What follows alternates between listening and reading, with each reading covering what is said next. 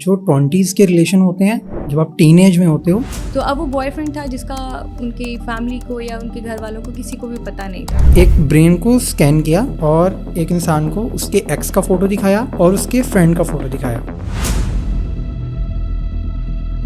This is the biggest mistake. आपका एक इंसान के साथ एक और रिलेशन था, का ब्रेकअप हुआ, फिर आप कह रहे हैं कि अब हम फ्रेंड्स बन जाते हैं। अगर मैं इमोशनली इंटेलिजेंट हूँ तो मैं रिएक्ट कभी भी नहीं करूँगी, मैं रिस्पॉन्स करूँगी। 80% औरतें इनिशिएटिव लेती हैं ब्रेकअप का। बेसिकली घोस्टिंग का वर्ड यूज़ होता है साइकोलॉजी में। घोस्टिंग ये होती है कि आप किसी को अपने साथ इन्वॉल्व करते हैं और सडनली आप गायब हो जाते हैं। कंपैरिजन बिट्रायल, मतलब कि आपको किसी और के कंपैरिजन में जब धोखा दिया जाता है या आपको छोड़ा जाता है तो ये ज़्यादा खतरनाक होता है बजाय इसके कि आपको कोई वैसे छोड़ जाए। ये पॉडकास्ट बहुत मज़े का होने वाला है। इससे पहले अगर आपने ब्रेकअप के टॉपिक पे कोई पॉडकास्ट देख भी रखा है तो ये उससे बहुत डिफरेंट है। इसमें बहुत नॉलेज है, हमने इसमें बहुत से ऐसे केस स्टडीज़ को डिस्कस किया है, बहुत सी रिसर्चेस को देखा है जिनके बारे में आपने शायद कभी ना सुन रखा हो। और हमारी यूथ का, टीनेजर्स का ये प्रॉब्लम है आज के इस एरा में, जिसको लोग एक्सेप्ट नहीं करते हैं। इस पर बात होनी चाहिए, इसलिए हमने इस टॉपिक को चूज़ किया। I am Azka Abid, practising clinical psychologist. और आपने बहुत अच्छा टॉपिक चूज़ किया है जिसमें आप बता रहे हैं कि ब्रेकअप के बारे में इतनी बात नहीं होती है। इसका रीज़न क्या है, हमारे लोग बात क्यों नहीं करते हैं? डिवोर्स के बारे में बहुत वीडियोस भी आ चुके हैं, लोग बातें भी कर रहे हैं कि डिवोर्स क्यों होती है, रीज़न क्या है। इसके बारे में क्यों बात नहीं होती? क्योंकि ये तो बहुत ज़्यादा आम हो गया हुआ है हमारे यूथ में। ये बहुत ज़्यादा आम हो गया हमारे यूथ में, लेकिन हमारे कल्चर इसको अभी तक एक्सेप्ट करने के लिए तैयार नहीं है। हमारे पेरेंट्स अभी तक ये एक्सेप्ट नहीं कर पा रहे हैं कि उनके बच्चे किसी रिलेशनशिप में इन्वॉल्व हैं ऑलरेडी, या वो शादी से पहले कुछ ऐसा कर रहे हैं जिसको वो एड्रेस करना ही नहीं चाहते हैं, इस टॉपिक पे आना ही नहीं चाहते हैं। बेसिकली वो अभी तक डिनाइल फेज में ही है। तो उससे ये हो रहा है कि हमारे जो यूथ है वो ब्रेकअप के फेज से गुजरती है, डेफिनेटली गुजरती है। और उस चीज़ को क्योंकि वो अपने तौर पे ही हैंडल करने की कोशिश करते हैं, उनके पास कोई गाइडलाइन नहीं होती है प्रॉपरली, कोई अप्रोप्रिएट कोई ऐसा कैथारसिस का या कोई ऐसी गाइडलाइन नहीं होती है, तो वो क्या करते हैं कि वो अपने तौर पे चीज़ों को हैंडल करने की कोशिश करते हैं, जिसकी वजह से बहुत सारी टॉक्सिसिटी जो है वो यूथ के अंदर आ रही है। रिजल्टेंटली बहुत सारे रिलेशनशिप्स जो है वो खराब हो रहे हैं। रिलेशनशिप्स की बुनियाद ही नहीं है ना, होता ही है जब ब्रेकअप होता है तो जो एक्स होता है उसकी टॉक्सिसिटी हमारे अंदर रह जाती है। वो जब अंदर रह जाती है, हम उसे रिजॉल्व नहीं करते हैं, हम उसको एज इट लेके चले जाते हैं। और जब हम अपना रिलेशनशिप बनाते हैं, मतलब मैरिटल रिलेशनशिप में आते हैं, तो वो अनरिजॉल्व होने की वजह से वो उस रिलेशनशिप में इन्वॉल्व हो जाती है। मैंने कहीं पढ़ा था कि जो 20s के रिलेशन होते हैं, जब आप टीनेज में होते हो, तो इसमें जो रिलेशंस होते हैं ब्रेकअप के बाद, जो आगे आने वाले आपके रिलेशंस होते हैं उस पर बहुत इम्पैक्ट डालते हैं। आपका एक इमेज बन जाता है अपने एक्स को लेकर, या वैसे आप में वो एक चीज आ जाती है, फिर आप अपनी आगे आने वाली लाइफ को खराब कर लेते हैं। तो ऐसा कैसे होता है? आपने अगर ऐसे केसेस कोई देखे हों तो आप उसके बारे में बात करें। हाँ, बिल्कुल ऐसा इसलिए होता है क्योंकि देखिए मेरे पास अभी रिसेंटली एक केस है जिसमें एक खातून है जिन्होंने अभी रिसेंटली खुला लिया। वो खुला क्यों लिया है? क्योंकि उन्होंने ना पिछला रिलेशनशिप ऐसा गुजारा था, जो उनका एक्स था। When she was 17 years she told me कि जब वो 17 साल की थी, उनका एक स्कूल कॉलेज टाइम में एक बॉयफ्रेंड था। तो अब वो बॉयफ्रेंड था जिसका उनके फैमिली को या उनके घर वालों को किसी को भी पता नहीं था। ही was very toxic in nature. तो वो उस सेंस में ये होता था कि वो गिफ्ट्स भी दे रही थी, वो उनको सब कुछ कर रही थी। अब उनको लगता था कि लड़के ऐसे ही होते हैं, उनके ऊपर इन्वेस्टमेंट का, इमोशनल इन्वेस्टमेंट तो एक अलग चीज है। वही इमोशनल इन्वेस्टमेंट हो या फाइनेंशियल इन्वेस्टमेंट हो, किसी भी तरह की इन्वेस्टमेंट हो, एंड पे क्या होता है कि वो आपको डिच कर देते हैं या वो आपको छोड़ जाते हैं। तो ये टॉक्सिसिटी जो आपने बोला, ये क्या है? इसको डिफाइन करें, क्योंकि इसके बहुत सारे मतलब निकलते हैं। कैसे आप एक बंदे की पर्सनैलिटी को जज कर लेते हैं सिर्फ एक रिलेशनशिप में होने से? टॉक्सिसिटी ये होती है, देखें आप, जो भी यंगस्टर होता है ना, वो इमोशनली बहुत ज़्यादा एग्रीवेटेड होता है। उस टाइम पे इमोशंस बहुत हाई होते हैं। क्यों? हार्मोन्स डेवलप हो रहे होते हैं, रश होता है एक हार्मोन्स का। तो आप अपने आप को एक बहुत बड़ी चीज़ समझते हैं। मतलब जो यंगस्टर होता है ना, टीनेजर होता है, वो खुद को समझता है कि वो दुनिया में कुछ भी कर सकता है। तो वो जिस लड़की के साथ एक रिलेशनशिप में आता है ना, वो लगता है कि ये अब मेरी प्रॉपर्टी है। कंट्रोलिंग सेंस में, हाँ, कंट्रोलिंग, अथॉरिटेटिव होने की कोशिश करता है। अब वो घर में तो उस तरह से अथॉरिटेटिव नहीं हो सकता उस टाइम पे, क्योंकि वो टीनेजर होता है ना। तो वो अपनी सारी अथॉरिटी कहाँ शो करता है? उस लड़की के ऊपर। और लड़की भी क्या करना चाहती है, अपनी सारी चीजें जो वो अपने घर वालों से नहीं बनवा सकती, वो चाहती है कि वो लड़का पूरा कर दे। ना वो लड़का इस काबिल होता है कि वो उसकी सारी चीजों को पूरा करे, और ना वो लड़की इस काबिल होती है कि वो उसकी अथॉरिटी को एज इट ग्रैब कर सके या उसको लेके चल सके। तो क्या होता है, रिजल्टेंटली ये होता है कि रिलेशनशिप जो है वो टॉक्सिक हो जाता है। इससे ये पता चलता है कि ब्रेकअप हमेशा नेगेटिव नहीं होता, ब्रेकअप में पॉजिटिव भी कुछ होता है कि आप एक टॉक्सिक रिलेशन को छोड़ के शायद बेटर लाइफ की तरफ जा रहे हो। लेकिन इस वक्त होता है जब हमें इंसाइट हो, हमें इस चीज की इंसाइट हो कि हम किसी नेगेटिव रिलेशनशिप में थे, या जो हमारे साथ हो रहा था दैट वाज नेगेटिव। ठीक है, और वो एक पर्सन को नहीं पता था, वो उस टीन एज में था, वो उस टाइम पे था। अब हम जिस रिलेशनशिप में जाएंगे वो एक मेच्योर पर्सन होगा, वो हमें दूसरी तरह से डील करेगा। ये सिचुएशन कब आती है? जब वो ये आइडेंटिफाई कर लेता है कि अब मैं डिफरेंट एज में हूँ, डिफरेंट सिनेरियो में हूँ। ये जो ब्रेकअप्स होते हैं मोस्टली ये टीनेजर्स के, जिनकी मैं बात कर रही हूँ वो टीनेजर्स के होते हैं, जो टॉक्सिसिटी को लेके चलते हैं आगे। वो टॉक्सिसिटी उनके साथ क्यों रहती है? क्योंकि वो अनरिजॉल्व्ड होती है। पेरेंट्स को चाहिए इस टाइम पे यही कि वो अपने बच्चों को एड्रेस करें, चीज़ों को समझाने की कोशिश करें। वो डिनाइल फेज से निकलेंगे, एक्सेप्टेंस पे आएंगे तो गाइडलाइन प्रोवाइड कर सकेंगे। अभी इसमें एक जुमला बोला जाता है कि हार्ट ब्रेक, इसको फिजिकल पेन से जोड़ा जाता है। मैंने एक रिसर्च पढ़ी, उसमें लिखा था कि एक यूनिवर्सिटी के कुछ न्यूरो साइंटिस्ट ने ये किया कि एक ब्रेन को स्कैन किया और एक इंसान को उसके एक्स का फोटो दिखाया और उसके फ्रेंड का फोटो दिखाया। तो ब्रेन का वो पार्ट जो फिजिकल पेन से जुड़ा होता है वो लाइट अप हुआ जब उसके एक्स का फोटो दिखाया। तो वहां से उन्होंने कहा कि जो स्लैंग बोला जाता है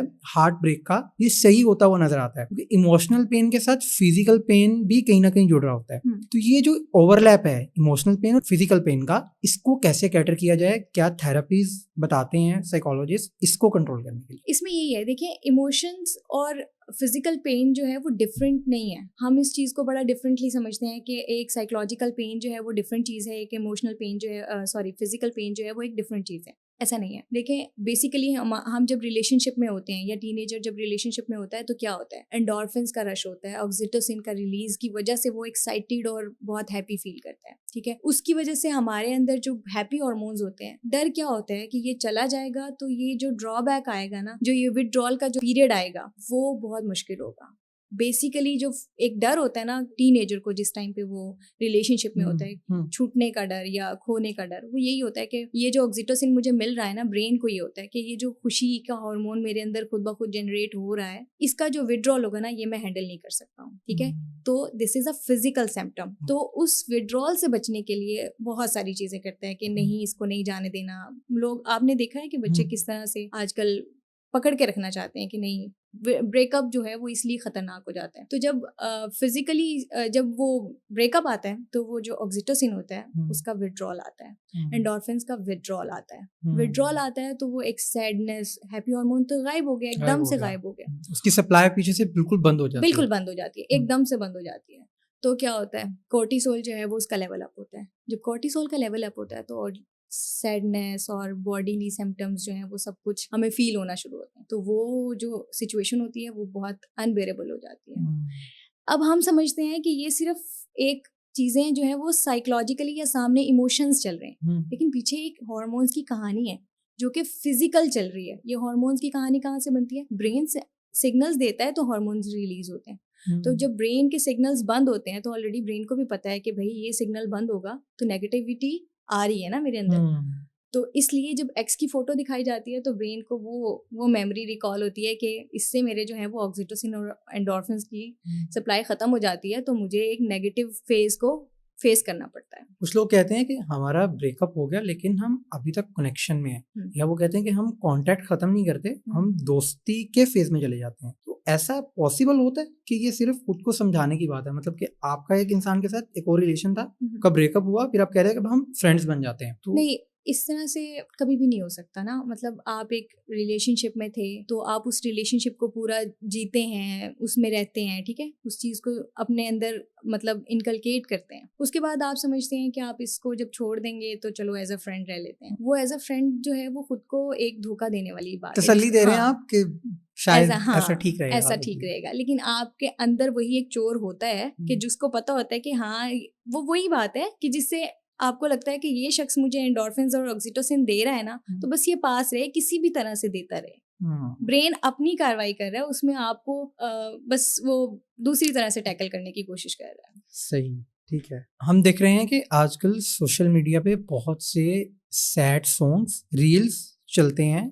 अगर कोई इंसान ब्रेकअप के फेज में है या वो बिल्कुल दोस्तों से अलग हो गया है, तो हमारा जो एल्गोरिदम है वो उस चीज को देख लेता है कि ये इंसान अब अकेला हो चुका है, और देन उसके बाद वो लोग जो इस तरह की रील्स बना, सैड सॉन्ग्स लगाते हैं या पोइट्री उसको रिलेट करते हैं, वो इंसान सारा दिन वो रील्स देखता है। तो उस पर क्या इम्पैक्ट आता है इसका? मैंने कुछ लोगों को देखा कि जिन्होंने उन रील्स को देखते हुए वो उस फेज में नहीं थे, लेकिन वो चले गए। तो ये सब कैसे होता है? इसके पीछे क्या चल रहा होता है? उसके पीछे यही होता है बेसिकली, वो लोग उन्हीं मोमेंट्स को रीलिव करना चाहते हैं। वो जब सैड सॉन्ग सुनते हैं, सैड सॉन्ग्स में आपको पता है वो उसी तरह के मोमेंट्स को बताया जाता है कि जब हाथ में हाथ था या कुछ भी इस तरह की चीज़ों को बताया जाता है ना, तो वो उन्हीं मोमेंट्स को रीलिव करने की कोशिश कर रहे होते हैं। जब वो उसी को जीने की कोशिश करते हैं, उसी कोशिश में वो इसी मोमेंट में भी ये समझते हैं। देखिए, meditation is the best for any psychological health, any psychological condition. क्यों कहते हैं? क्योंकि वो सिर्फ आपको यही सिखाता है कि आपने इस मोमेंट में आना है। जब आप इस मोमेंट में आ जाते हैं तो आपकी साइकोलॉजिकल कंडीशन बेहतर हो जाती है।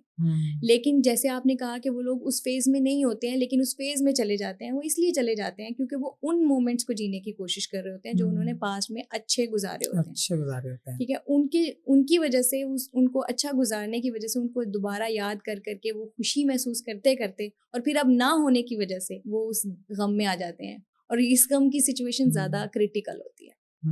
80% औरतें इनिशिएटिव लेती हैं ब्रेकअप का, ऐसा रिसर्च कहती है। डिवोर्स में भी ज्यादा ऐसे होता है। जो मैंने रीजन पढ़ी थी वो ये पढ़ी थी कि शायद वुमेन के पास टाइम कम होता है बायोलॉजिकली, तो वो कोशिश करती है कि वो जिसके साथ है वो बेस्ट हो, क्योंकि उसने एक ही इंसान के साथ जिंदगी गुजारनी है। तो ये 80% इनिशिएटिव औरतों की तरफ से हो रहा है।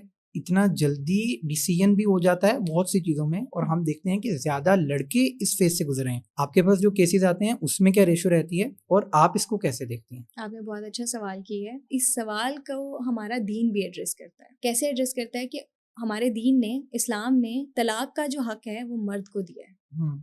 खुला में थोड़ा टाइम लगता है, लेकिन तलाक जो है वो एट द मोमेंट भी हो सकती है। लेकिन वो ऐसा क्यों है? क्योंकि औरत जो है वो जज्बाती है। औरत हमेशा बहुत ज़्यादा जज्बाती है कंपैरेटिव टू मेल। तो उस चीज़ की वजह से वो फैसला अपनी जज्बातियत की वजह से, जिस तरह से इमोशंस को ज़्यादा फील करती है, जैसे आपने देखा है कि माँ की इमोशनल लेवल्स बहुत डिफरेंट होते हैं, बहनों के इमोशंस बहुत डिफरेंट होते हैं, तो उसी तरह से एज अ वाइफ भी वो उसके इमोशंस बहुत डिफरेंट होते हैं। वो जितनी जल्दी पीक पे जाते हैं उतनी जल्दी वो नीचे भी आने, जो भी चीज़ जितनी जल्दी हाइप क्रिएट करती है उतनी जल्दी गिरती भी है। तो इसीलिए जो इनिशिएटिव होते हैं ये जो ब्रेकअप के या डिवोर्स के, इसीलिए ख़वातीन की तरफ से ज़्यादा इसलिए आते हैं क्योंकि वो जज्बाती होती हैं। वो फैसलों को जल्दी करना चाहती हैं, फैसलों में जल्दी लेना चाहती हैं। तो सिर्फ इसी बात की वजह से भी, और दूसरा ये कि जो मेल है वो अपने ऊपर जिम्मेदारी लेना नहीं चाहता। तो वो आजकल जो ब्रेकअप का जो सिनेरियो है वो मेल इस तरह से क्रिएट करते हैं कि वो जिच कर देते हैं इतना कि वो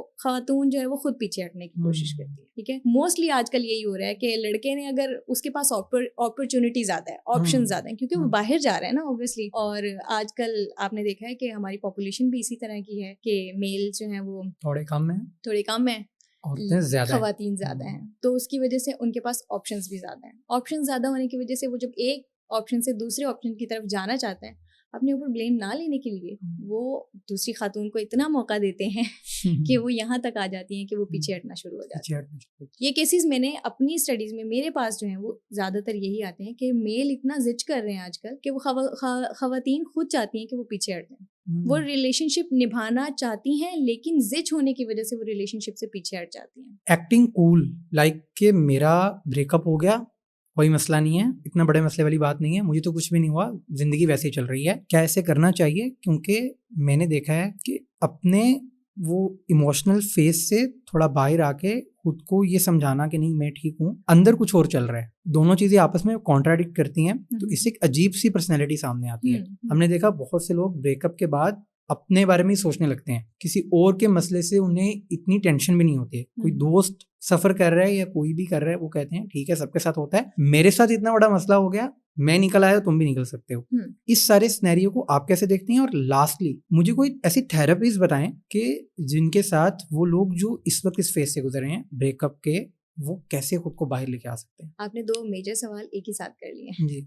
अच्छा, एक तो ये कि हम जो है कूल एक्ट करने की जो कोशिश करते हैं। आपने ये बताया कि ब्रेकअप के बाद जो लोग समझते हैं कि हम कूल एक्ट करेंगे तो हम, देखिए वो बेसिकली डिनाइल फेज में कि ऐसा नहीं हो रहा है या मैं ऐसा फील नहीं कर रहा हूँ, मेरे लिए कोई बड़ी बात नहीं है, मेरे लिए कोई सफरिंग नहीं है ये। लेकिन जैसे मैंने आपको बताया कि ये सफरिंग सिर्फ इमोशनल नहीं है, ये फिजिकल सफरिंग भी है। ये जो आपके अंदर एक हार्मोन्स का बैलेंस जो है वो डिस्टर्ब होता है, आप फिजिकली भी उस चीज़ को एक्सपीरियंस करते हैं, आप इमोशनली भी उस चीज़ को एक्सपीरियंस करते हैं। ये तो एक आम सी बात है कि एक आम जबान में ये कहा जाता है कि आप एक कुत्ता भी पाल लेते हैं तो आपको उससे भी मोहब्बत होती है और उसके भी चले जाने का या कुछ हो जाने का दुख होता है आपको। तो आप एक इंसान जो कि आपको भी रिटर्न में वो सब कुछ दे रहा हो, तो उससे अगर आप अलग होते हैं तो आपके लिए कोई बड़ी बात नहीं है। ये कहना तो मतलब खुद को वाकई बेवकूफ़ बनाने वाली बात है। तो ऐसा नहीं होता है, ऐसा फिजिकली भी पॉसिबल नहीं है और ऐसा इमोशनली भी पॉसिबल नहीं है। थेरेपीज बताएं कुछ, जो लोग इस स्टेज से गुजर रहे हैं, सब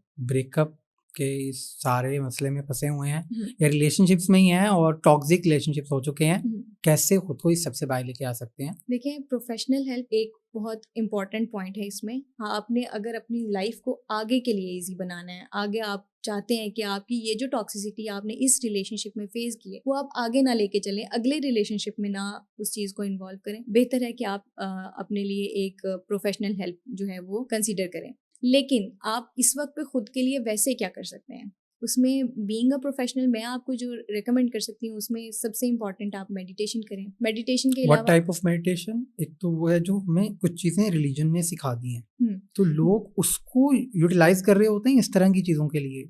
मेरे नजदीक तो वो बिल्कुल मतलब खुदा के लिए होती हैं। मेडिटेशन इज नॉट लाइक वो जो नमाज वाली मेडिटेशन है मैं उसकी बात नहीं कर रही हूँ, ठीक है। वो मेडिटेशन भी एक मेडिटेशन है और वो बहुत सबसे बेहतरीन मेडिटेशन है। लेकिन हम अभी इतने ज्यादा कमजोर होते हैं जब ब्रेकअप के बाद होते हैं, इट्स लाइक वुंड है हमारी बॉडी पे, हमने उसको रिकवर करना है। डायरेक्टली आप किसी भी मरीज को ये नहीं कहते हैं जाओ उठ के नमाज पढ़ो, उससे पहले इतना रिकवर होने देते हैं कि वो नमाज के सारे आदाब को फॉलो कर सके और नमाज तक आ सके। तो मेडिटेशन ये होती है कि आपने अपने आप को सिर्फ इस मोमेंट में लाने की कोशिश करनी है, जिसमें डीप ब्रीदिंग के थ्रू कर सकते हैं आप डीप ब्रीदिंग एक बहुत अच्छा जरिया है अपने आप को मेडिटेशन के लिए प्रिपेयर करने के लिए। जैसे आप अपने आप को फील करना, इनहेल जैसे एक्सहेल कर रहे हैं इनहेल कुछ एक्सहेल टाइम कर के रहे हैं, लिए। हाँ, एक जगह पे बैठ के अपनी बॉडी को फील करना, रिलैक्स होकर बैठना, उसके बाद इनहेल कर रहे हैं तो आप अपने नोस्ट्रिल से जाती हुई हवा को अपने अंदर महसूस करें, अपने सीने में हवा को भरें, कुछ देर हवा को वहाँ रहने दें, मतलब 4 to 5 सेकेंड्स अपने अंदर स्टे करवाएं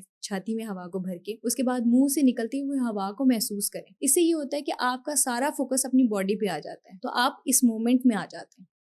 basic purpose is to take yourself in this moment. इस मोमेंट में लाना ही अपने आप को मुश्किल होता है उस वक्त पे, क्योंकि हम पास्ट में इतना ज्यादा इन्वॉल्व होते हैं, उस चीज से निकल नहीं पा रहे होते हैं। तो आप पहली कोशिश ये होगी कि आपने अपने आप को प्रेजेंट में लेके आना है। दूसरा, और एंडोर्फिन्स का आपने अपने आप को रिलीज करवाना है। वो कैसे होगा? आप एक्सरसाइज करें, अपने आप को वर्कआउट करवाएं, जिसकी वजह से आपकी बॉडी जो है वो एंडोर्फिन्स रिलीज करना शुरू करती है, तो आपके हार्मोन लेवल्स भी जो है वो बैलेंस होना शुरू होते हैं। साइकोलॉजिस्ट बहुत मुश्किल टर्मिनोलॉजीज बोलते हैं, केमिकल्स के नाम बताते हैं, आम आदमी को ये समझ में नहीं आते हैं, तो उनको समझाने के लिए कैसे हम बता सकते हैं एंडोर्फिन्स और कई हार्मोन्स के, डोपामिन हमें 1-2 का पता है, तो ये कैसे मतलब हम किसी को बताएंगे तुम इसको फील करो, इस वाले केमिकल को देखो? सादा सी ज़बान में यही है कि जब हम वर्कआउट करते हैं तो हमारे अंदर खुशी के हार्मोन्स खुद ब खुद रिलीज होते हैं, ठीक है। जब वर्कआउट करते हैं, पसीना बहाना है, सादा ज़बान में अगर मैं बिल्कुल कहूँ तो आपने अपना पसीना बहाना है। वर्कआउट करें, गेम करें, कुछ भी आप करना चाहते हैं वो करें। उससे क्या होगा कि आपकी बॉडी जो है वो आपको रिवॉर्ड के तौर पर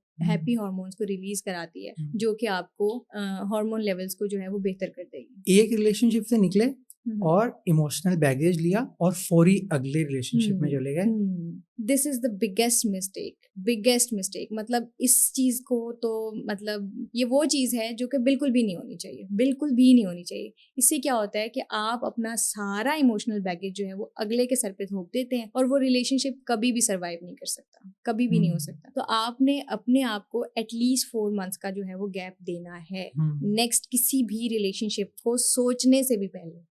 जब भी आपका ब्रेकअप होता है, आपने कभी भी किसी नेक्स्ट पर्सन में फौरन इन्वॉल्व नहीं हो जाना, और कभी किसी की सिंपैथी के लिए भी वेट नहीं करना कि ये सिंपैथेटिक बिहेवियर शो करेगा तो मैं उसके कंधे पे सर रख लूंगा। ये जो कंधा होता है ना, उस टाइम के लिए अच्छा लगता है, लेकिन ये बहुत डेंजरस होता है। ये लॉन्ग टर्म में आपको बहुत डेंजरस होता है आपके लिए।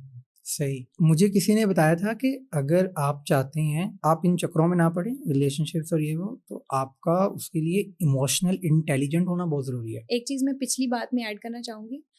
जैसे मैंने आपको कहा कि हमारा दीन, पिछली बात से मैंने जैसे कनेक्ट किया था, इस चीज़ में मैं कनेक्टिविटी रखना चाहूँगी। वो ये कि हमारा दीन देखें, जब तलाक होती है या कोई एक पर्सन की डेथ होती है, तो उसको टाइम देता है कि आपने 4.25 इद्दत महीने, का हाँ, टाइम इद्दत होता का है। जो वक्त है, जी जी।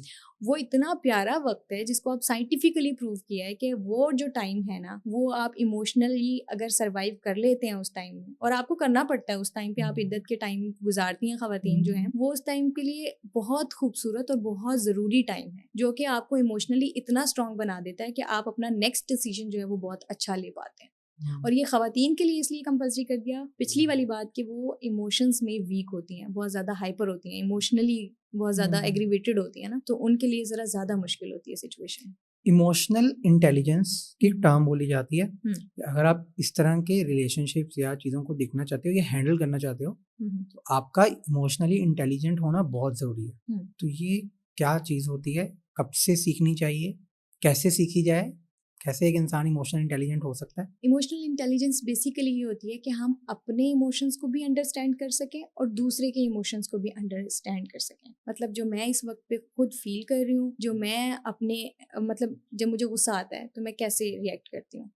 अगर मैं इमोशनली इंटेलिजेंट हूँ तो मैं रिएक्ट कभी भी नहीं करूँगी, मैं रिस्पॉन्स करूँगी। ठीक है, जो रिएक्टिव पर्सन्स होते हैं वो इमोशनली इंटेलिजेंट नहीं होते। जो इमोशनली इंटेलिजेंट लोग होते हैं वो रिस्पॉन्स देना जानते हैं, वो अपनी फीलिंग्स को भी अंडरस्टैंड करने के बाद सिचुएशन को समझते हुए फिर बात करते हैं और अगले को भी समझते हैं। जो इमोशनल इंटेलिजेंस है, आपने पूछा कि वो कब से हमें सीखने की ज़रूरत है, वो हमें बचपन से सीखने की ज़रूरत है, हमें अपने बच्चों में इनकलकेट करने की ज़रूरत है। हमें बीइंग पेरेंट्स इस चीज़ को समझने की ज़रूरत है कि हमें रिएक्टिव होके अपने बच्चों को ट्रीट नहीं करना, जिसकी वजह से वो भी कभी भी इस चीज़ को अंडरस्टैंड नहीं कर पाएंगे कि रिएक्शन में और रिस्पॉन्स में क्या फ़र्क है, और इन चीज़ों का फ़र्क ही आपको इमोशनली इंटेलिजेंट बनाता है।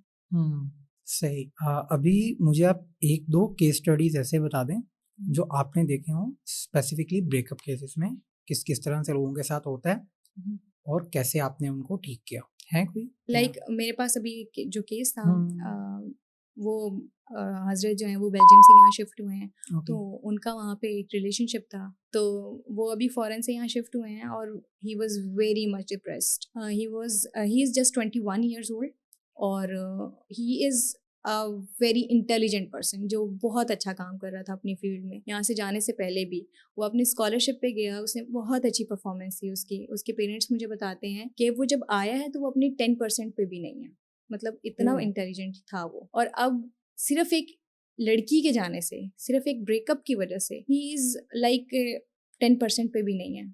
He is not performing in his own field. तो जो कि अपनी फील्ड के बाहर भी अपने लोगों को, बहुत ज़्यादा इंटेलिजेंट होने की वजह से बहुत ज़्यादा इंस्पायरिंग पर्सनैलिटी थी, लेकिन अब वो उस तरह से इंस्पायरिंग पर्सनैलिटी नहीं है, सिर्फ एक ब्रेकअप की वजह से। इसकी क्या वजह हो सकती है? क्योंकि बहुत से लोग जो हाई क्लास वुमेन दिखते हैं और रिलेशनशिप में चले जाते हैं, फिर जब उनके साथ इसमें टर्मिनोलॉजी बोली जाती है कंपैरिजन बिट्रायल, मतलब कि आपको किसी और के कंपैरिजन में जब धोखा दिया जाता है या आपको छोड़ा जाता है, तो ये ज़्यादा खतरनाक होता है बजाय इसके कि आपको कोई वैसे छोड़ जाए। इसमें जब कोई हाई क्लास वुमन आपको छोड़ती है तो आपका इमेज अपने बारे में बिल्कुल ज़ीरो से मल्टीप्लाई हो जाता है। उनके केस में ऐसा कुछ रहा या वैसे ही? उनके केस में बेसिकली घोस्टिंग का वर्ड यूज़ होता है साइकोलॉजी में। घोस्टिंग ये होती है कि आप किसी को अपने साथ इन्वॉल्व करते हैं और सडनली आप गायब हो जाते हैं। और हम कहते हैं कि अगर किसी के साथ घोस्टिंग हुई है ना, तो इट्स लाइक अ मर्डर। आपने अगर किसी का मर्डर करना है तो आप उनके साथ ये करें कि आप उनके साथ इन्वॉल्व हो इमोशनली और उसको एकदम से छोड़ दें। तो ये इतना खतरनाक होता है कि हम इसको मर्डर कंसीडर करते हैं। तो उनके साथ बेसिकली ये हुई थी कि उनके साथ एकदम से वो सीन से गायब हो गई। उन्होंने बहुत ढूंढा उनको, और बाद में काफ़ी अरसे के बाद उन्हें पता चला कि वो किसी और की वजह से जो है वो अपने एक्स के पास चली गई थी, मतलब एक्स की वजह से वो एकदम से गायब हो गई थी। तो ये उनके लिए और भी ज़्यादा तकलीफ दी चीज़ थी। Thank you Get so your much point. Doctor, आपने टाइम दिया और बहुत अच्छी बात रही। मेरा ख्याल है कि जो भी इस पॉडकास्ट को सुनेगा वो इससे बहुत कुछ सीखेगा, और टीनेजर्स को सीखने की बहुत ज़रूरत है कि उनके पास ऐसा कंटेंट आता ही नहीं है कि जहां उनको कोई गाइड कर सके। और हमारे यहाँ वैसे भी साइकोलॉजिस्ट के पास जाने का ट्रेंड ही नहीं है जी। क्योंकि पागलों का डॉक्टर साइकेट्रिस्ट को कहा जाता है, और मेरे साइकोलॉजिस्ट भी उसके बराबर बराबर ही कहीं आते हैं। ठीक है, थैंक यू सो मच।